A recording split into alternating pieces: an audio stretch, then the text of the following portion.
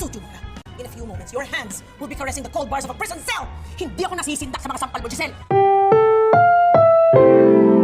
Ang programang ito ay rated SPG. Striktong patnubay at gabay ng magulang ang kailangan. Maaaring may masiselang tema, lengguwahe, karahasan, sexual, horror o droga na hindi angkop sa mga bata.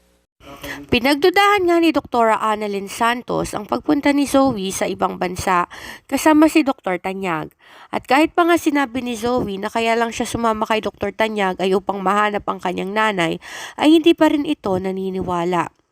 Mabuti na lang talaga at nag-track nga si Dr. Annalyn Santos ng GPS ng cellphone ni Zoe at dito nga niya napag-alaman ang lugar na pinuntahan ni Zoe.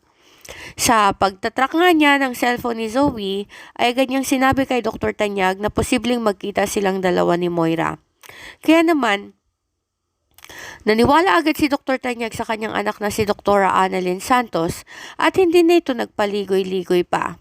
Kasama si Dr. Annalyn Santos ay humingi sila ng tulong sa mga kapulisan upang kung mahuli man nila si Zoe na kasama si Moira ay agad nga itong madadala sa Pilipinas.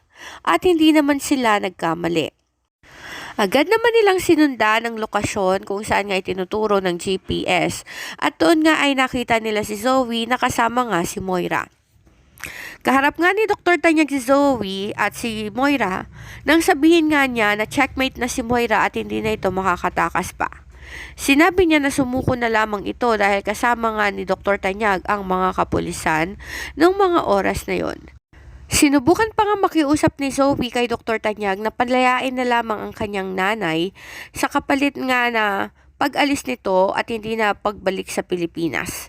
Subalit mas lalo pang nagalit si Dr. Tanyag kay Zoe dahil sa mga ipinakita nito sa kanya. Ayon nga kay Dr. Tanyag ay pinagkatiwalaan pa naman niya si Zoe, subalit ganito lang pala ang gagawin niya. Naiyak na lamang si Zoe ng mga oras na yun dahil nakita niya ang galit sa mukha ni Dr. Tanyag na parang hindi na siya patatawarin. Pagkahuli nga kay Moira ay agad nga siyang dumaan sa immigration center at ipinadeport sa Pilipinas. Kaya naman, kalaboso na nga si Moira at galit na galit si Giselle sa kanya.